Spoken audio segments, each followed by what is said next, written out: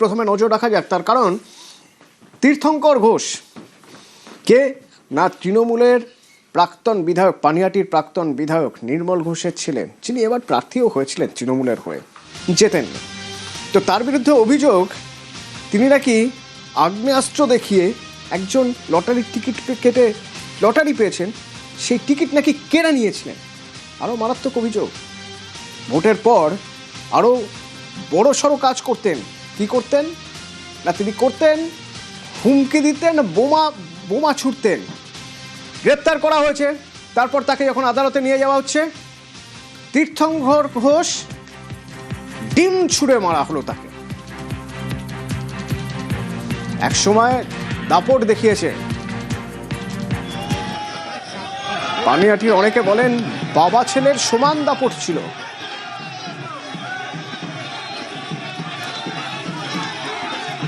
সেই দাপুটে তীর্থঙ্কর ঘোষকে দৌড়তে হচ্ছে এখন ডিম থেকে বাঁচতে।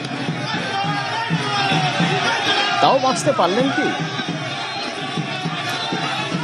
না, ডিম খেতেই হলো।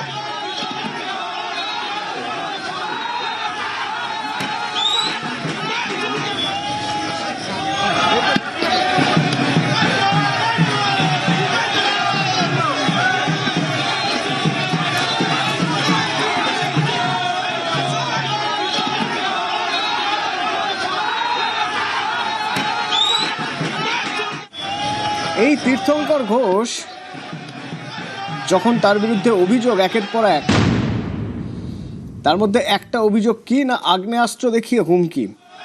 কাকে দেখানো হয়েছিল আগ্নেয়াস্ত্র? না, একজন 1 কোটি টাকার লটারি পেয়েছিলেন, আগ্নেয়াস্ত্র দেখিয়ে নাকি সে টিকিট কেড়ে নেওয়া হয়েছিল। 1 কোটি টাকার লটারির প্রতারণার অভিযোগ, এরকম আরও নানা অভিযোগ রয়েছে। সেই সব অভিযোগ যখন তার বিরুদ্ধে থানায় জমা পড়ে, পালা বদলের পর যখন বুঝলেন যে এই অভিযোগগুলোর তদন্ত হলে তার আর কোনো রকম ছাড় নেই, তখন তিনি পালালেন। বিভিন্ন সূত্র বলছে তিনি নাকি রাজ্য ছেড়েই পালিয়ে গিয়েছিলেন, তারপর আবার ফিরলেন, ফিরে দক্ষিণেশ্বর স্টেশনে নামলেন, সেখান থেকে হয়তো অন্য কোথাও যেতেন, কিন্তু সে সুযোগ আর পেলেন না। তার আগেই পুলিশ উঠতে ছিল দক্ষিণেশ্বর স্টেশনে। তীর্থঙ্কর ঘোষ নামলেন, পুলিশের জালে পড়লেন। আর যিনি অভিযোগ করেছিলেন যে তার 1 কোটি টাকার লটারি আগ্নেয়াস্ত্র দেখিয়ে কেড়ে নেওয়া হয়েছিল, শুনুন। সুশান্ত সরকার আমাকে নিয়েছিল নির্মল ঘোষের কাছে, নির্মল ঘোষ আমার কাছ থেকে কেড়ে নেয় এটা। আমাকে বন্দুক দেখিয়ে ভয় দেখানো হয়েছিল, তোকে মেরে দেবো, জানে মেরে দেবো, টিকিট কোথায় বল। এবার টিকিটটা আমার বুক পকেটেই ছিল, কেড়ে নেয় আমার কাছ থেকে টিকিটটা। তখন নির্মল ঘোষের বাড়িতে হয়েছে এটা, 1 কোটি টাকার টিকিট ছিল ওটা। আর ওখান থেকে আমি কোনো রকম ভাবে পালিয়ে আসি। টিকিটটা ওরা নিয়েছে, টিকিটটা নিয়ে ওরা ভাঙিয়ে নিয়েছে, কার কাছে ভাঙিয়েছে সেটা ওরাই বলতে পারবে।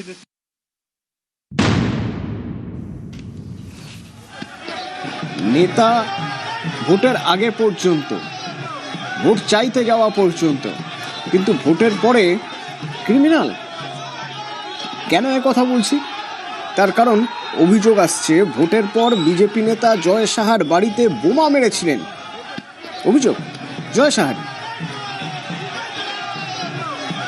এই দিনটা দেখার জন্য আমি বহু বছর ধরে ওয়েট করেছি। পানিহাটিবাসী যারা প্রতারিত হয়েছে তাদের জন্য এক নতুন ভোরের আলোর মতন। 2021 সালে আমার বাড়িতে যেভাবে বোমাবাজি করেছে, মিথ্যে মামলা রুজু করে আমাকে জেল খাটিয়েছে, সেই কেসে আজকে তাকে অ্যারেস্ট করা হলো। তীর্থঙ্কর ঘোষ কোনো নেতা নয়, একটা পাতি ক্রিমিনাল গুন্ডা ছিল, যে এ রাজ্যে আইনের শাসন প্রতিষ্ঠা নিশ্চিত করেছে। পুলিশ প্রশাসনের ওপরে আমার পূর্ণ আস্থা আছে। আরো যত অভিযোগ আছে সেই ধারাগুলো ওর উপরে লাগিয়ে কঠোর থেকে কঠোরতম শাস্তি ওকে দিয়ে এক দৃষ্টান্ত নজির করবে। তীর্থঙ্কর যে অত্যাচার, এগুলো তো আমরা দেখেছি প্রকাশ্যে, কারণ ওদের সময় ওরা যা খুশি তাই করে গেছে।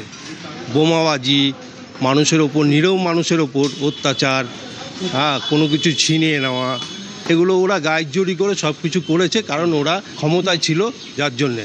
আজকে অ্যারেস্ট হয়েছে, ভালো হয়েছে, মানুষের নিস্তার পাবে। তীর্থঙ্কর ঘোষ কে না প্রাক্তন তৃণমূল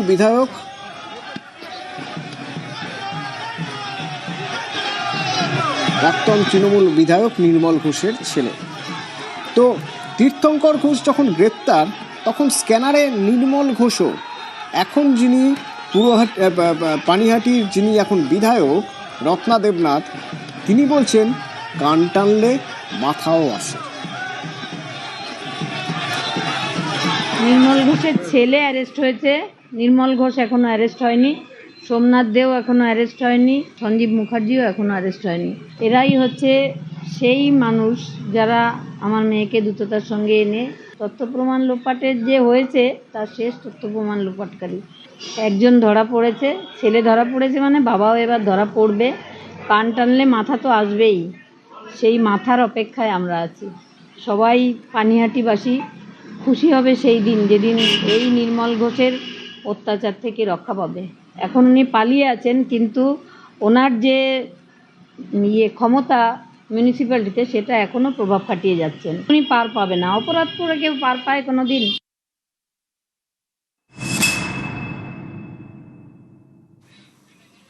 তীর্থঙ্কর ঘোষ যখন গ্রেপ্তার, তখন তার বাবা নির্মল ঘোষ স্ক্যানারে। কেন নির্মল ঘোষ স্ক্যানারে? কারণ নির্মল ঘোষ তার বিরুদ্ধেও অনেক অভিযোগ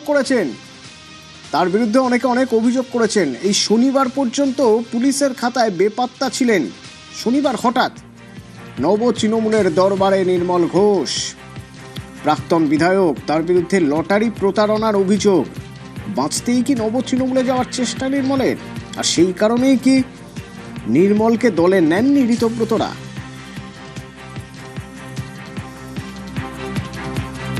নির্মল ঘোষ আমন্ত্রিত নন, অনাহুত হয়ে কেউ যদি এসে দাবি করেন, আমার শুধু ওনাকে বলার যে আপনাকে কে ডেকেছে, প্রমাণ দিতে হবে না, নাম বলুন, আর কোন ফোন থেকে ফোন গেছে আপনার কাছে সেটা বলে দিন, বা যে মেসেজ আপনি পেয়েছেন যার ভিত্তিতে এসছেন সেটা বলে দিন, লাউড অ্যান্ড ক্লিয়ার। এই যে এমএলএ 80 জনের মধ্যে যদি চাইতাম আমরা, সংখ্যাটা এখনই হচ্ছে 75+ থাকতো, কিন্তু কিছু ক্ষেত্রে আমাদের কিছু রিজার্ভেশন আছে, চাইলেও নেবো না। তো স্বাভাবিকভাবে নির্মল ঘোষের ক্ষেত্রে রিজার্ভেশন আছে। নির্মল ঘোষ আমাদের স্কিম অফ থিংসের দূর দূরান্ত পর্যন্ত কোনো সম্পর্ক নেই।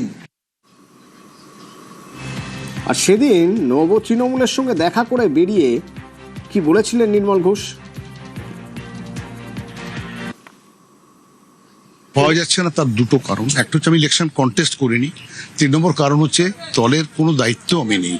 এখন দল যেদিকে যাচ্ছে, আমি এসেছিলাম কথা বলতে যে দলের হয়ে আমার কি কর্তব্য আছে। আমি এসেছি, আমন্ত্রণ করেছি, এসেছি। কি সিদ্ধান্ত নেবেন, কে নেবেন, we will know in the right time, in right thing. Dilip Ghosh বলছেন নির্মলের বিরুদ্ধে অভিযোগ থাকলে রেয়াতে নেই, সব বার্তা মন্ত্রীর।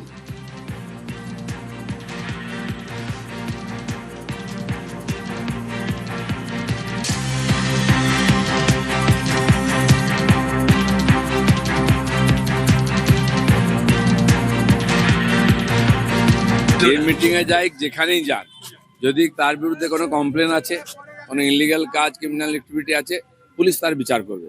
বাকি কারোর সঙ্গে আমাদের কোনো শত্রুতা নেই।